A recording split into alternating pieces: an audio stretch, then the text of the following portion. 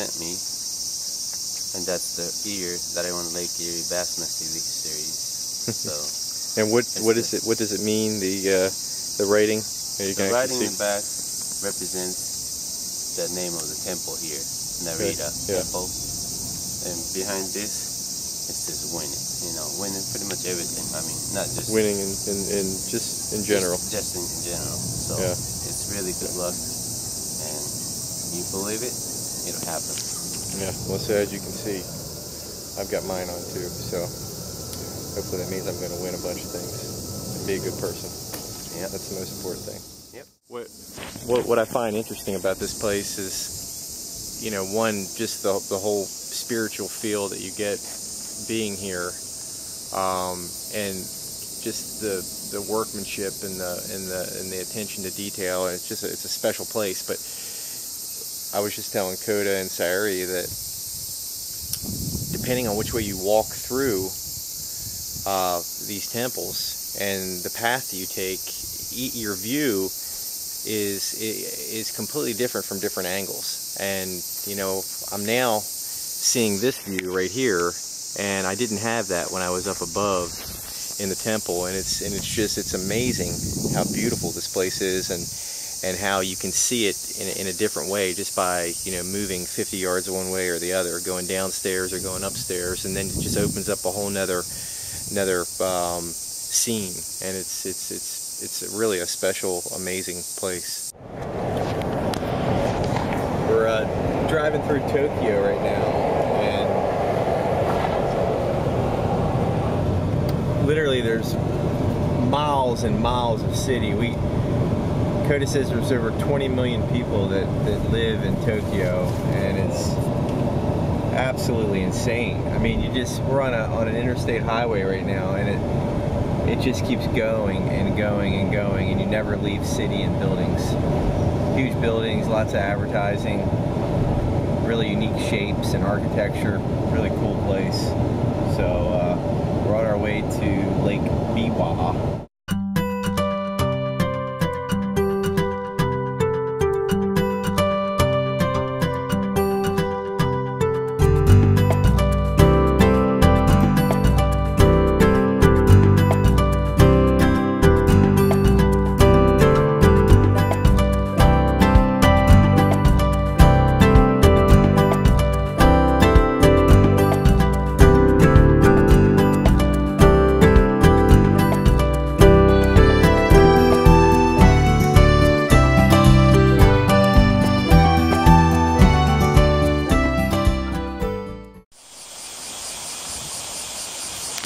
This is fishing for ayu in Japan. Ayu. Yeah. So it's a native species. Is it like a trout, or what is an ayu? Ayu. Okay. Small. Small. Little.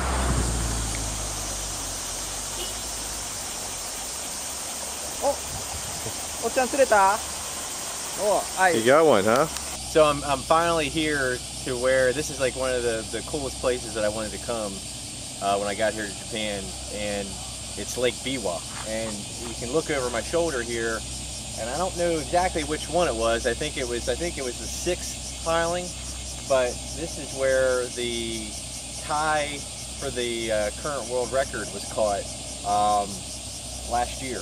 And so we're going to go out today, and I don't know if we're going to have a chance at a world record, but the cool thing is there's a lot of big bass in here. The Japanese look at this as their Lake Gunnersville, kind of like we look at Gunnersville back home, that hey, we got to go there, or Lake Falcon, it's like one of the best places to fish in the country.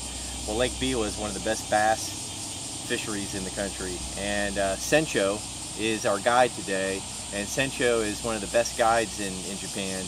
He's been guiding for over 23 years. In fact, this morning I was eating breakfast with him, and he showed me pictures from some old Japanese bass map magazines, and there were pictures of Guido Hibden and Dion Hibden in there when they were young, and so it's kind of cool to see Sencho with some of the American guys that we're familiar with. But today we're going to go out on Biwa and hopefully catch a lot of bass, and who knows, maybe we'll catch the world record. The trailer that's on the chatterbait that Sencho's tying up right now is actually one of his own designs. His company is called GetNet, and there is a picture of him. And I was just thinking to myself that these would be a really cool bait to throw on the back of like a fish head fin for the bass back home on Lake Lanier. It's a really good looking bait. So today we're going to play around with this a little bit, and yeah, drop shot would be good too, as Kota said. A lot of the suspended fish. And today it's cloudy here on Lake Biwa, and Sencho had said that when it's cloudy, the bass here suspend. So we're going to throw some things today that might catch those fish that are suspended. And but I'm excited to try all these new baits. This is really cool. So another cool new bait over here in Japan is what they call the jig rig. And what's going to be interesting is it's got the weight that sits kind of on a separate little eyelet. And a line tie, and it gives the bait a bit of a different fall and a bit of a different presentation when it's on the bottom. So we're going to go ahead and give this a shot today, and looking forward to seeing the results. All right, we're off on Lake Biwa. We're headed. He was just telling me that they catch 15-pound bass night fishing off the bank. World record. Bank fishing. World record caught right over there. And then the bank fishing right there off that bank. There's the guys out there right now fishing.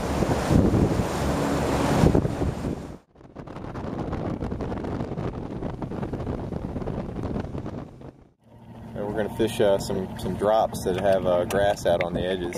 And again, yesterday Sencho caught a bunch of bass, and his biggest one was 9 pounds. So I'd be happy just to catch anything in Japan to say I caught my first Japanese bass. All right, so here we are at Lake Biwa, and the fishing here is really tough unless you're Sencho. This guy really knows how to do it here, and I learned a lot about Japanese style fishing. This lake is full of big fish, and Sencho caught a 9-pounder today and probably caught another one about 6 pounds, and I've caught 2 probably in that 3.5 pound range. The color on these fish is just absolutely beautiful, and the water's really clear here, but these fish are smart fish, and now I can understand why there's a lot of finesse techniques with the Japanese fishermen, because the water is highly pressured and very clear, and the fish are very spooky, so it takes a little while to figure out how to catch them, but when you got a good guide like Sencho, it makes it a lot easier. So very, very pretty fish. Thank you. Go, buddy. Go ahead.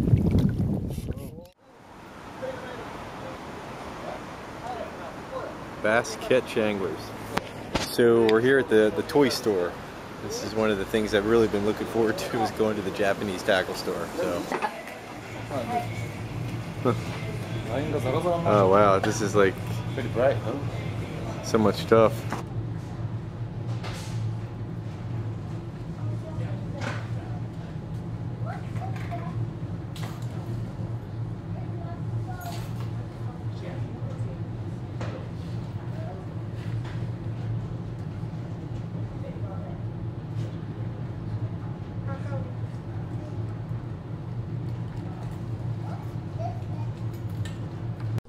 So what's on track today there, Kota? What are we doing today? Hey, second day in Lake Biwa. We're gonna go check some good offshore stuff first thing in the morning. And we're gonna have, today's real sunny day. It's so beautiful out here. I'm gonna take you to all this good scenery from the water. It's an awesome day, so cool. Let's try that today. That's the temple on the water. How cool is that? Amazing. Oh. Look at the beautiful water. Yeah. Give us good luck. Oh yeah. Wow, look how clear that water is. Yeah. Amazing. That's why. Yeah, that's why these fish are so smart. Look at the bed. Yeah. See the beds? Yep. Beds. Bluegill beds.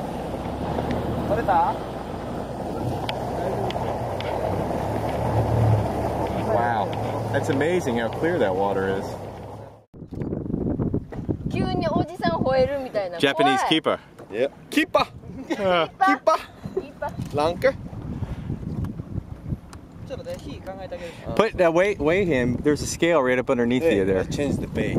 You went to the hog. They like that. Yeah. I we saw that yesterday. It's a new one, huh? Say